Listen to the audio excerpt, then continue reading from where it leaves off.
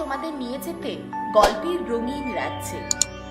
আজ আমি তোমাদের শোনাব শ্রী সৌরেন্দ্রমোহন মুখোপাধ্যায়ের লেখা বাটুল এবং। বহু যুগ আগেকার কথা। জন্তু জানোয়ারেরা তখন থাকতো লোকালয়ের বাহিরে। তাদের মনে হিংসা দেশ ছিল না, রেষারেষি ছিল না। সকলেই মিলেমিশে থাকতো আর ভাত ডাল তরিতরকারি ফলমূল খেত। গ্রামে এক গৃহস্থ ঘরের ছেলে বাঁটুল। বাঁটুলের বয়স 5 বছর, কিন্তু এই বয়সেই ভয়ানক জোয়ান আর দুরন্ত।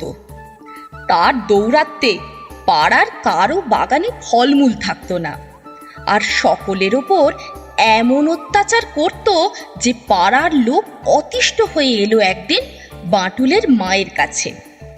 বাঁটুলের বাপ ছিল না, বাড়িতে সে আর তার বিধবা মা, এই দুটি প্রাণী। পাড়ার লোকে এসে বললে বাঁটুলের মাকে, তোমার ছেলেকে নিয়ে তুমি এ গাঁ থেকে চলে যাও। তোমার ছেলের জ্বালায় আমরা অস্থির হয়ে আছি। হয় ছেলেকে তুমি ত্যাগ করো, আর যদি তা না পারো তো ওই ছেলেকে নিয়ে আজ এখনই গাঁ ছেড়ে চলে যাও। ছেলের জন্য এমন অপমান! মা রেগে বাঁটুলকে বললে, তুই দূর হয়ে যা বাড়ি থেকে, আমি তোর মুখ দেখতে চাই না। দুষ্টু গরুর চেয়ে শূন্য গোয়াল ঢের ভালো। আমি এই ভিটে ছেড়ে কোথাও যাব না, তুই দূর হয়ে যা। এ কথা শুনে বাঁটুল তখনই বাড়ি থেকে বেরিয়ে গেল। তারপর চলে চলে কত মাঠ বাট পেরিয়ে সন্ধ্যার আগে সে এলো লোকালয়ের বাহিরে এক জঙ্গলের ধারে।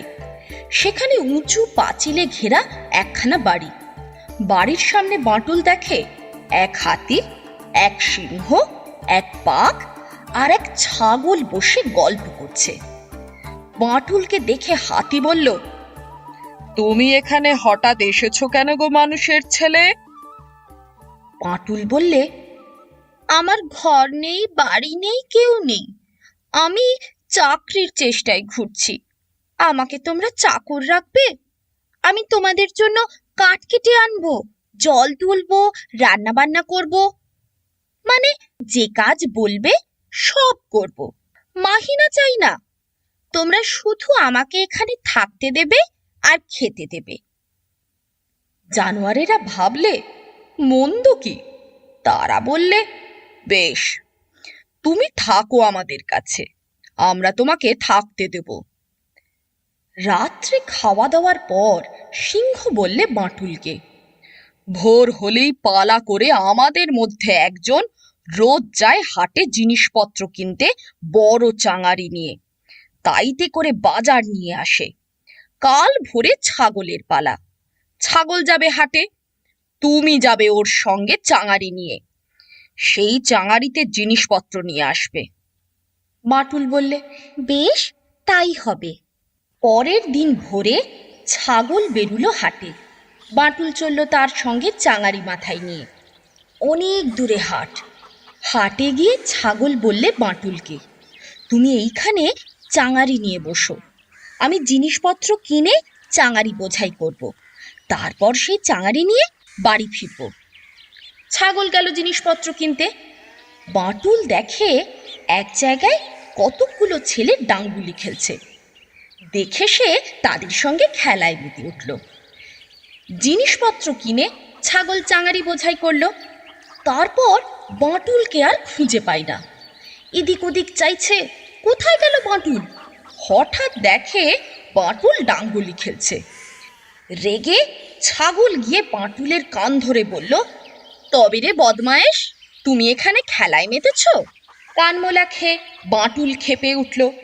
কোনো কথা না বলে ছাগলের গালে সে এমন জোরে চড় মারল যে ভ্যাঁ করে ডেকে ছাগল সেখানে লম্বা হয়ে শুয়ে পড়ল। তবু ছাড়ার নেই। ছাগলকে খিমচে আঁচড়ে তাকে এমন লাথি চড় ঘুষি মারতে লাগলো যে ছাগলের প্রাণ যায়। হাটের লোকজন কোনো মতে ছাড়িয়ে দিলে। তারপর ছাগলের আর ভরসা হলো না বাঁটুলকে বলবে চাঙারি বইতে। সে নিজেই বাজারের চাঙারি মাথায় নিয়ে বাড়ির পথে ফিরল। বাঁটুলও ফিরল তার সঙ্গে। বাড়ির কাছে আসতেই ছাগলের কাছ থেকে চাঙারি নিয়ে বাঁটুল ঢুকলো বাড়িতে, ছাগল তার পেছনে। ছাগলের দুই গালে ছরছর রক্ত ঝরছে, আর মুখখানা ফুলে যেন ঢোল। দেখে জানোয়ারেরা বললে, এ কি রে, তোর এমন দুর্দশা হলো কি করে? চাকরের হাতে মার খেয়েছে সে কথা বলতে ছাগলের লজ্জা হলো। ছাগল বললে, আর বলো কেন, পথে আসতে এক জায়গায় ভীমরুলের চাক ছিল, নজর করিনি, সেই চাকে শিং লেগেছিল। অমনি চাকের যত ভীমরুল একেবারে কামড়ে ফোঁপড়া করে দিয়েছে। পরের দিন বাঘের পালা, চলল হাটে। তার পেছনে চাঙারি মাথায় বাঁটুলও চলল। সেদিনও হাটে বাঁটুলের ডাঙ্গুলি খেলায় মাতা। বাঘের হাতে কানমোলা খেয়ে বাঁটুল বাঘের দশাও করল ঠিক ছাগলের মতন। বাঘেরও ছাগলের মতো ফোলা মুখ আর গালে রক্ত ঝরছে। বাজার করে বাড়ি ফিরল। বাঘও বললে ভীমরুলের কামড়ে তার ওই দুর্দশা। হাতি আর সিংহ ভাবল তাই হবে। ছাগল শুধু বুঝল আসল ব্যাপার, কিন্তু সে কথা সে প্রকাশ করে বলল না। বাঘ শুধু চুপি চুপি ছাগলকে বলল, ছেলে তো নয়, ভীমরুলই বটে। ওহ, কি মার না মেরেছে! তারপরের দিন আর তারপরের দিন সিংহ আর হাতি হাটে বেরুলো বাঁটুলকে নিয়ে। তাদেরও ঠিক এই দুর্দশা। তখন চারজনে মিলে পরামর্শ করলে, ছেলে নয় তো, অজগর, ভীমরুল, ওর হাত থেকে রেহাই পেতে হলে আমাদের চুপি চুপি এখান থেকে পালাতে হবে। কেননা ওকে বরখাস্ত করে যদি বলি যাও, আমাদের চাকরের দরকার নেই, তাহলে ও আমাদের হাড়মাস চুর করে দেবে। সেই জন্য বলি, খাবার দাবার তৈরি করে আমরা চাঙারি ভর্তি করি, তারপর রাত্রে ও যখন নাক ডাকিয়ে ঘুমোবে তখন ওই চাঙারি নিয়ে আমরা নিঃশব্দে সরে পড়ব। ও জানতেও পারবে না আমরা কোথায় কোন দিকে গিয়েছি। বাঁটুল ওদের এই পরামর্শটুকু শুনে ফেলল। শুনে সে বিছানায় পড়ে নাক ডাকাতে লাগলো, যেন কত ঘুমোচ্ছে। আসলে সে ঘুমোয়নি, শুধু মটকা মেরে পড়ে নাক ডাকাচ্ছে। জানোয়ারেরা ভাবল ও খুব ঘুমোচ্ছে। তারা খাবার দাবার তৈরি করে চাঙারি ভরল। ভোরে আকাশের পানে তাকাচ্ছে। ভোর হবার একটু আগেই চাঙারি নিয়ে চারজনে বেরোবে। তখন সেই ফাঁকে বাঁটুল উঠে চাঙারির মধ্যে ঢুকে চাঙারির ঢাকনি এঁটে দিল। ভোরের আলো ফোটবার আগেই জানোয়ারেরা চাঙারি নিয়ে বেরোল। ঠিক হলো প্রথম খানিকটা পথ চাঙারি বইবে ছাগল, তারপর বাঘ, তারপর সিংহ, তারপর হাতি। জানোয়ারেরা চলেছে জঙ্গলের পথে। ছাগলের মাথায় চাঙারি, সে চলেছে আস্তে আস্তে। বাঘ, সিংহ আর হাতি তারা খুব জোরে পা চালিয়ে চলেছে। অনেকখানি পথ চলবার পর ছাগল আর পারে না। চাঙারির ভারে তার পিঠ টনটন করছে আর খুব খিদে পেয়েছে। ছাগল ভাবল চাঙারি নামিয়ে বসে একটু জিরোবে। চাঙারি নামিয়ে সে বসল। হাতি, সিংহ আর বাঘ মোড় বেঁকে অন্য পথ ধরেছে, তাদের দেখা যাচ্ছে না। বেলা তখন প্রায় 9টা, চরচরে রোদ। ছাগল ভাবল ওরা তো দেখতে পাবে না, চুপি চুপি একটু খেয়ে নি। চাঙারির ডালা সে খুলল। খুলতেই দেখে সর্বনাশ, উমা, চাঙারির মধ্যে বাঁটুল। ছাগল ভয়ে কাঁটা, খাবে কি, ভয় সে কাঁপছে। বাঁটুল বললে, চুপ, কাউকে বলবে না আমি আছি চাঙারির মধ্যে। তুমি কিছু খাও, আমিও কিছু খাই। দুজনে কিছু কিছু খেয়ে নিল। খাবার পর বাঁটুল চাঙারির মধ্যে আর চাঙারি পিঠে বয়ে ছাগল আবার চলতে শুরু করলো। খানিক যেতেই ওদের সঙ্গে দেখা। ওরা বসে জিরুচ্ছে। হাতি বললে, ছাগল, এবার চাঙারি দাও বাঘকে, বাঘ চাঙারি বইবে। বাঘ নিল চাঙারি পিঠে, নিয়ে সে আস্তে আস্তে চলতে লাগলো। হাতি, সিংহ আর ছাগল তিনজনে হনহনিয়ে এগিয়ে চলল। খানিক দূর গিয়ে হাতিরা আর একটা মোড় বাঁকল। তখন বেলা প্রায় 12টা, রোদ আরো চড়চড়ে। বাঘের খুব খিদে পেয়েছে। বাঘ ভাবল চাঙারি নামিয়ে একটু বসে চুপি চুপি কিছু খেয়ে নি। এই বলে চাঙারি নামিয়ে বসে বাঘ যেমন ঢাকনি খুলল, দেখে চাঙারির মধ্যে বাঁটুল। বাপ বলে বাঘ লাফিয়ে উঠল। বাঁটুল বললে, চুপ, আমি আছি, এই কথা যদি ফাঁস করো তাহলে মেরে হাড় ভেঙে দেব। বাঘ বললে, না না, এ কথা কি ফাঁস করতে আছে? বাঁটুল বললে, খিদে পেয়েছে তোমার বুঝেছি, কিছু খাও, আমিও কিছু খাই। দুজনে কিছু কিছু খেলো। তারপর বাঁটুল আবার ঢুকলো চাঙারির মধ্যে। বাঘকে বললে, চাঙারির ঢাকনি বন্ধ করে এবার চলো। খানিক দূর গিয়ে ওদের তিনজনের সঙ্গে দেখা। বাঘ চাঙারি নামালো, সিংহ চলল চাঙারি হয়ে।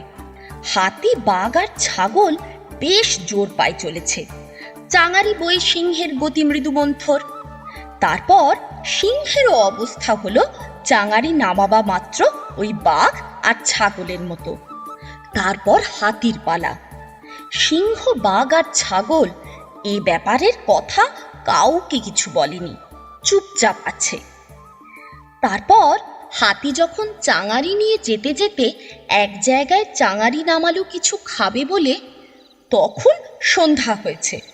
চাঙারি খুলে হাতি দেখে চাঙারি খালি, খাবার সব সাফ, আর চাঙারির মধ্যে বাঁটুল ঘুমোচ্ছে। হাতি তখন ভাবল বাঁটুলি সব খাবার খেয়ে সাফ করেছে। এর হাত থেকে নিস্তার পাবার জন্যই তারা চিরদিনের ঘর ছেড়ে পালিয়ে এসেছে। কিন্তু কি মুশকিল, এ যে সঙ্গে সঙ্গে এসেছে, এর হাত থেকে নিস্তার পাবার উপায়? আস্তে আস্তে চাঙারির ঢাকনি বন্ধ করে সে এসে বসল সিংহ, বাঘ আর ছাগলের কাছে। চুপি চুপি হাতি বললে, যার হাত থেকে বাঁচবো বলে পালিয়েছি সে তো দেখছি সঙ্গে সঙ্গে এসেছে। ও চাঙারির মধ্যে ঘুমোচ্ছে, ঘুমোক, এইখানে চাঙারি রেখে আমরা পালাই, চলো, তবেই বাঁচোয়া। চাঙারি রেখে চারজনে চলল তখন জঙ্গলের পথ ধরে এগিয়ে। চলছে তো চলছেই, 1 মিনিট থামা নয়। মাঝে মাঝে শুধু পেছন পানে তাকিয়ে দেখে কেউ আসছে কিনা। এমনই করে সারা রাত পথ চলা। ওদিকে অনেক রাত্রে চাঙারির মধ্যে বাঁটুলের ঘুম ভাঙল। চারিদিক নিঝুম, নিস্তব্ধ। ঢাকনি খুলে চাঙারি থেকে বেরিয়ে বাঁটুল দেখে জানোয়ারেরা কেউ নেই। বুঝল তাকে ফেলে রেখে জানোয়ারেরা পালিয়েছে। বাঁটুল তখন তাদের পায়ের চিহ্ন দেখল। দেখে ঝোপঝাড়ের আড়াল দিয়ে সেও চলল যে পথে জানোয়ারেরা গিয়েছে সেই পথে। বাঁটুল বেশ জোরে জোরেই চলছে, কেননা তার ক্লান্তি নেই। এতখানি পথ সে চাঙারির মধ্যে আরামে এসেছে। অনেক দূর এগিয়ে গিয়ে সে একটা বড় ঝাঁকড়া গাছের ডালে উঠে বসল। এই পথে জানোয়ারেরা আসবে। ভোরের আলো ফোটার সঙ্গে সঙ্গে গাছের ডালে বসে বাঁটুল দেখল ওরা আসছে। ওরা হেঁটে হেঁটে একেবারে এমন ক্লান্ত যে ধুঁকছে। তারা এসে সেই গাছতলায় বসলো জিরুবে বলে। নিঃশ্বাস ফেলে হাতি বললে, এবারে তাহলে তার হাত থেকে ছাড়ান পেলাম, নিশ্চিন্ত হতে পারবো। সিংহ, বাঘ আর ছাগল বললে, হ্যাঁ, এইবার দেখে শুনে এখানে ঘর বেঁধে বাস করতে পারবো। একটু পরে হাতি বললে, সব দোষ ওই ছাগলের। হাটে মার খেয়ে ও কেন এসে সে কথা বলল না? মিথ্যে করে কেন বললে ভীমরুলের কামড়? ছাগল খ্যাক করে উঠল, আমি তোমাদের সকলের চেয়ে ছোট, আমি তাই ভয় বলিনি। কিন্তু এই বাঘ মশাই এমন জোয়ান জাঁদরেল জানোয়ার, উনি কি বলে মার খেয়ে সে কথা না বলে বললেন ভীমরুলের কামড়? বাঘ খ্যাক করে উঠল, বললে, সিংহ তো আমার চেয়ে জাঁদরেল, সে কেন বলেনি? সিংহ কেশর ফুলিয়ে বললে, আর এই হাতি, এত বড় দেহ, অমন গোদা গোদা পা আর এত বড় সুর, মানুষের ছেলেটাকে সুরে পাকিয়ে আছাড় দিতে পারত তো। কার দোষে এই বিপদ তাই নিয়ে চারজনে মহাতর্ক। সে তর্ক আর থামে না। হঠাৎ ছাগল বলে উঠল, কেউ তো নিজের দোষ দেখবে না, এ ওকে আর সে তাকে দোষী বলবে, এতে বিচার হয় না। থাকতো সেই মানুষের ছেলে, তাহলে তাকে জিজ্ঞাসা করলে। ছাগল যেই এটুকু বলেছে অমনি গাছের ডাল থেকে ঝুপ করে বাঁটুল পড়ল তাদের মাঝখানে। তাকে দেখে সকলের চক্ষু স্থির, কারো মুখে রাশ সরে না, প্রায় অজ্ঞানের মতো ভাব। তারপর জ্ঞান হতেই আর কোনো কথা নয়, কোনো দিকে চাওয়া নয়, চার জানোয়ার চারদিকে ছুটল। হাতি ছুটল গভীর জঙ্গলে, সিংহ ধু ধু মরুভূমিতে, বাঘ পাহাড়ের গুহায়, আর ছাগল লোকালয়। সেই থেকে হাতির বাস জঙ্গলে, সিংহের বাস মরুভূমিতে, বাঘের বাস পাহাড়ের গুহায়, আর ছাগলের বাস লোকালয়। তোমরা এতক্ষণ শুনলে বাটুল এবং। তোমাদের গল্প পড়ে শোনালাম আমি শ্রেয়া। প্রচ্ছদ উর্মি, আবহ ও সম্পাদনা অনুপম। আমাদের গল্প যদি ভালো লেগে থাকে তাহলে আমাদের চ্যানেলটি লাইক, শেয়ার ও সাবস্ক্রাইব করতে ভুলো না।